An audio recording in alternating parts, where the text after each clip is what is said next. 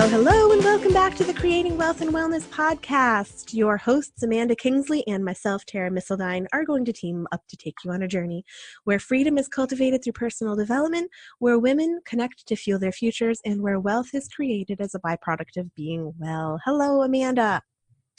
Good afternoon. Is it? Nah, tease. Bright and sunny out, though. It is. It's so beautiful out. Let's jump right into our episode. This one is a really cute one, and I love this one. I can't wait to talk about this. I'm cringing. As always. Speaking of cringing, that reminds me, I now do not cringe at the color blush, which has an entire story to it. If you listen to that episode, that was a good episode. And you should, because that episode is hysterical. I think to date it's one of my favorites. And I've gotten some feedback from friends that it's like, oh my gosh, you guys are too much. Yeah, but now I'm cringing at bedtime, so perhaps this will be the episode that heals me. Maybe so. You never know. That is what creating wealth and wellness does. Okay, so how do you want to open with your gratitude today, Amanda? I have a new and interesting and sort of pioneering gratitude that I'm excited about. Oh, okay. Someone I know started this new entrepreneurial network called Rabu Friends, and I was just curious about it, and I figured, heck, I will sign up and see what happens. It's actually a referral network where you get paid to refer, but I was just curious, and I really like him, so I wanted to see what he was creating. Anyway, I'm an all-in kind of person, so I went all in. I signed up for this network. And he announced later that anyone who signs up at a certain rate, like a certain investment, gets a free trip to Cancun for 2 people. Oh my God. You have to pay for your own airfare. But anyone who still signs up for his network right now, because he's launching it, is going to get it after they're in it for 30 days and they meet these really simple requirements. Super simple. Like crazy simple. They're getting this free trip. So I am so excited about Rabu Friends and this new free trip. All right. Well, so I'm intrigued to say the least. I'm sure everybody is like, what? I know. I will link. So we'll definitely put the link in. Yeah. But you'll find the link in the show notes, everybody. It was such a fun bonus. I was like, oh my goodness. Yeah, especially to not be like made known prior to, like as an incentive, but more of a reward. That's kind of cool. Totally. I had no idea when I signed up. I was like, I'm all in. And now I have a free trip. Like, what? Nice. Yeah. Yeah, you can't beat that. Right? All right. So my gratitude is very simple. It is for the Libby app. Are you familiar with that? No. Libby. It's an app that goes on my phone that uses my library membership to like download and borrow audiobooks and all the Kindle versions of books. I am so addicted. I have borrowed, I don't know, like 6 of the books on my list in the last like 2 weeks. So it's amazing. Like I keep falling to sleep with my like books that I've been listening to and listening to them in the car. And it's so amazing. And it's like literally an app on my phone that connects me to my library account and lets me borrow audiobooks. I have always thought so cool. Library audio borrowing should be easier than it is. And yeah, well, it is. It is easier. So spell Libby so easy. For us. It's like library, but making it a cute name. Libby, Libby. Okay, cool. We will link to that. But I'm like, can we just finish up the podcast so I can get that app? So I can get in there. Go plan my free trip and get that app. Yep, exactly. All right, so we're considering ourselves grateful today.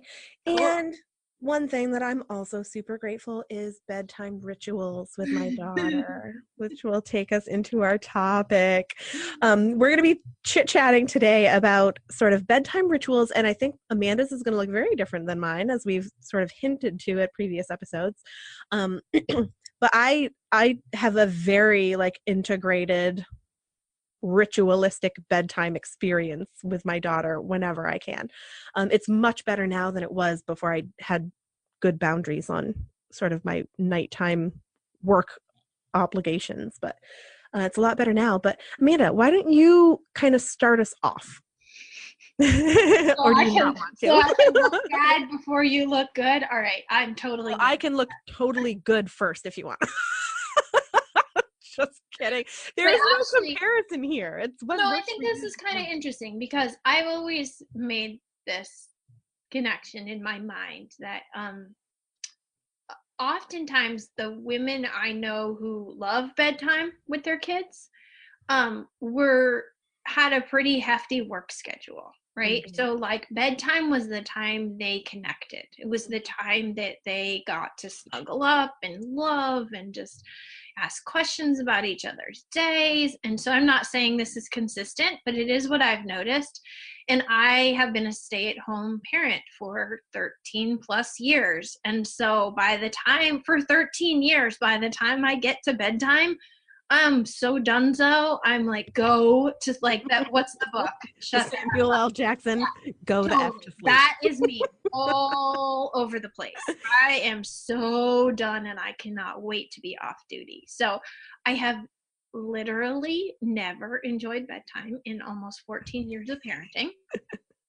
Now, I don't mean literally as in like I've never enjoyed a bedtime because I did blog about this recently too. It's not, I accept it and I enjoy it in the moment, but as a general task on my to-do list, it is like not a happy place.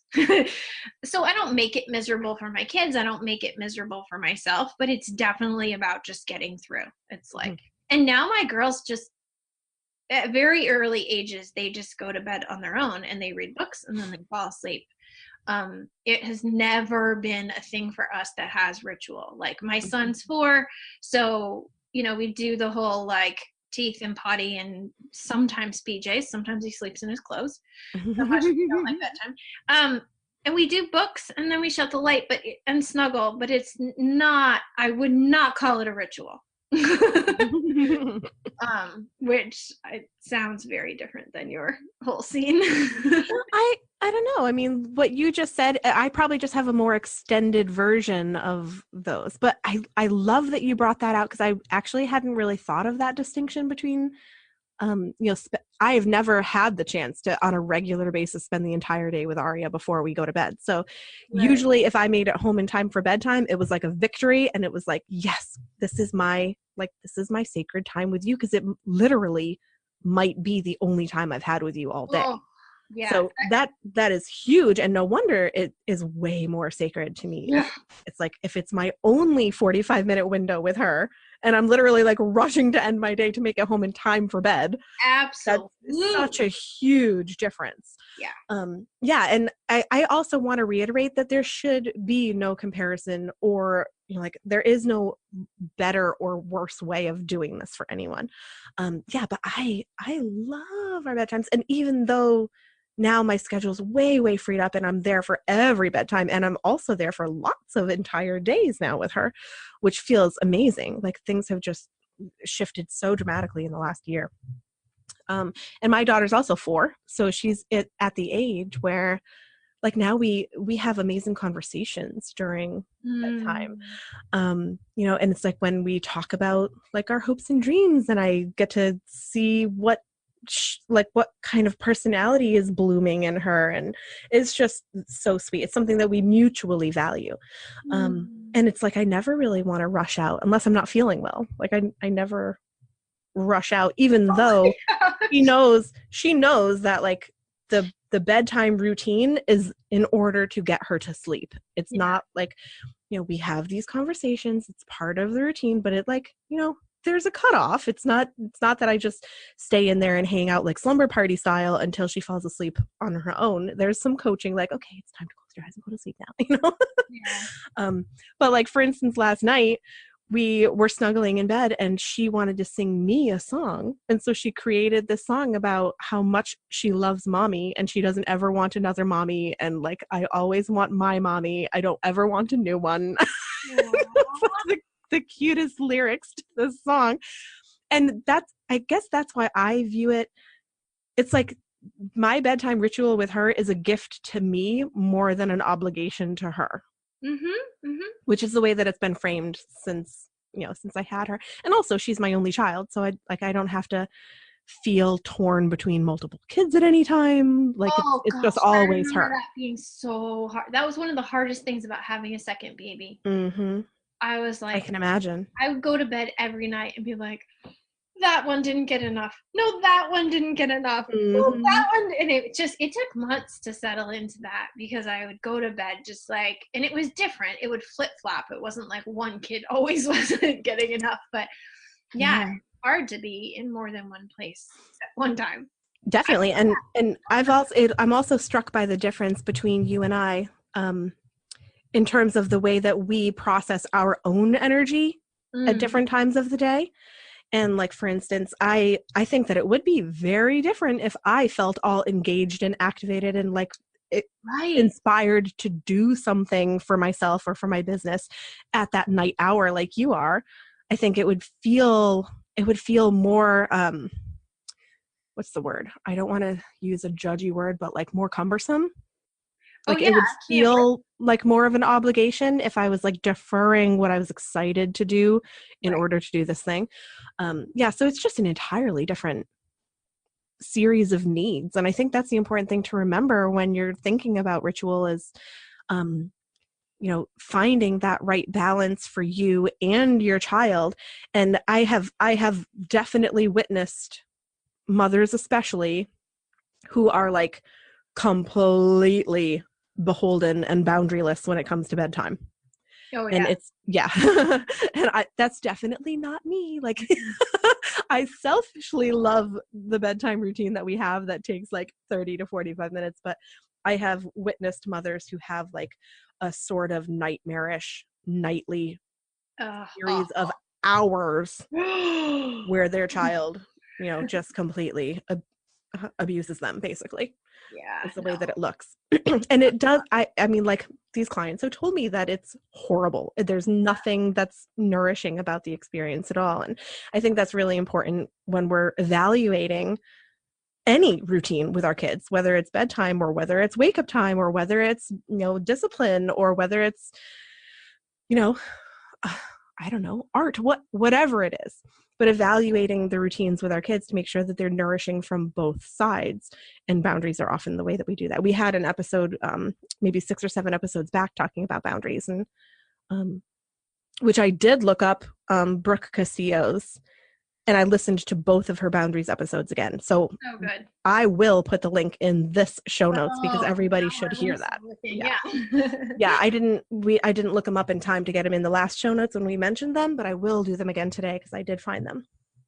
And yeah, that is such a time of boundary. Even though I don't love bedtime, like I said, it's not terrible for any of us. There's no struggle. It's just not something I look forward to, because I also have really good boundaries. My boundaries are more about like, I can't wait for it to be over. So I'm not messing around with any, I got to get a drink, I got to get a snack, I'm not going to sleep, my PJs are itchy. Like that's not.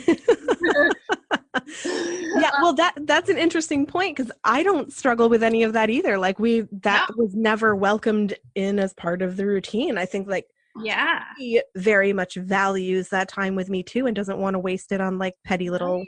things like that. Like, and it wasn't ever like an open-ended, you're like, what are we gonna do while we get ready for bed? It's sort of like, no, we have the things that There's we a do. purpose here. Exactly. The We purpose is to get to. meaningfully talk to each other. Yeah. I will sing a song if you want. We can tell stories if you want for a certain amount of time. Like it's tell one story, and David participates in part of bedtime. And what's interesting is he has had traditionally more of the role that you have had with your kids. So he was the primary caretaker for Aria at home while I was out working most of the, for the first couple of years of her life. So he, like, we sort of do a handoff as Yeah. we do our, pee and brush and all of that. And then we read a book together in the family bed, in All our three bed, of you? all 3 of us. Oh my gosh. And then she and I sort of like race to her bed and we have like our mommy Aria snuggle time after Oh, we that read is a serious library book. ritual. Yeah. Oh, It's really, really sweet. And it yeah. is sort of like an emotional, like daddy's like, okay, we're reading this as a Yeah. family. This is our family time. We each typically read one book to her unless one is like really long. So he'll read one, I read one, And then he says goodnight, kisses her goodnight, and we go into her bed for What snuggles. a nice transition. It's like him signing off. Yeah, I love that. That's really cool. And selfishly, I like to take her to bed by myself and have that like one-on-one time, you know? Nice. Sometimes really I get my older children to bring their brother to bed. That's a good game too. Yeah. That's a great game. I'm curious, on the same note but slightly different, if you have any favorite bedtime books. Like, what are some of your favorite absolutely books? Yeah. Yeah. Well, I've mentioned Little Tree in the past. Oh, yeah. Favorite. Yeah. Lately she's been super into like learning books, like science books. Oh, yep. We've rented book. They do a lot of library time. So like every 2 weeks they go to the library and take out the maximum number of books. Yep. So there's always a new stash of books. But one book that we love that we've read many times is called What Do You Do with an Idea? Oh, nice. Have you ever heard of that? I haven't. Oh my God, Amanda, like I would read that book for myself. That's how it is. It is so great. What do you do with an idea? And the concept behind the book is like, it's like his little idea is like an egg that he has to acknowledge and nurture and care for. And then the idea literally like grows up and changes the world. And so it's such a powerful book. Cute. So we'll put the link to that in too. So that's definitely a favorite. And yeah, like I said, lately she's been super into learning books. So we've read books on the galaxy and the universe and solar system. And we've, read books about butterflies and learning about dogs and stuff like that. Yeah. Yeah. So she picks out what she's interested in. And there's nothing sweeter than the look on the librarian's face when Aria walks up and says, "Do you have any books about chickens?" It's really, really sweet. Yeah, but What Do You Do with an Idea? Number one recommended children's book that parents will also enjoy.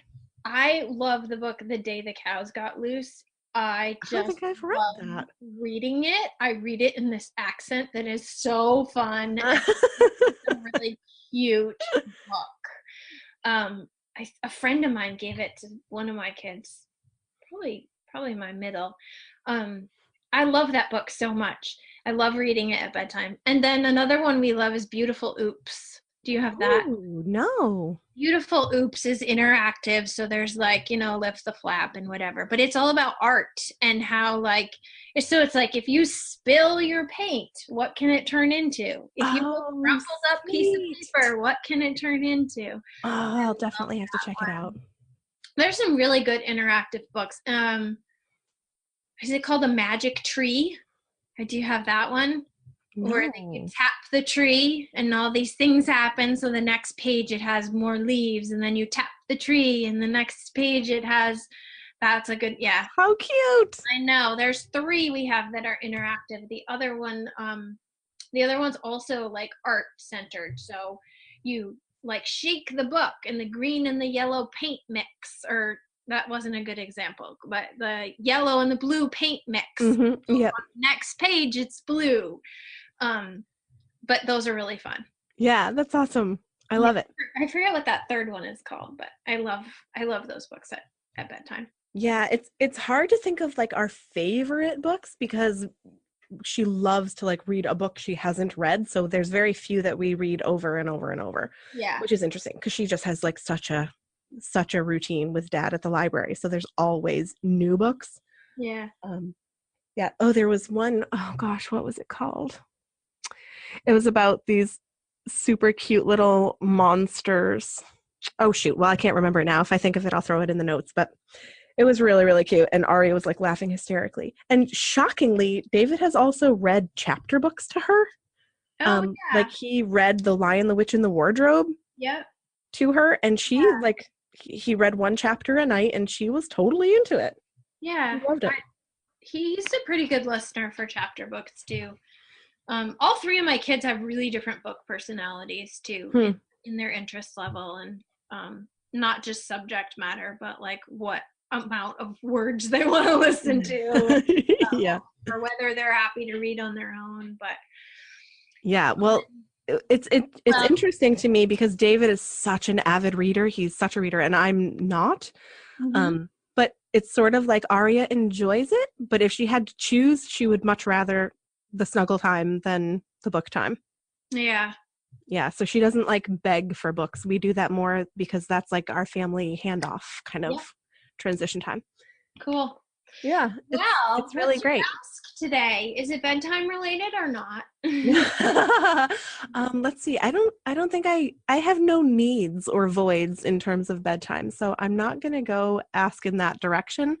Let's see. I think that my ask today would be for recommendations of audiobooks that you love.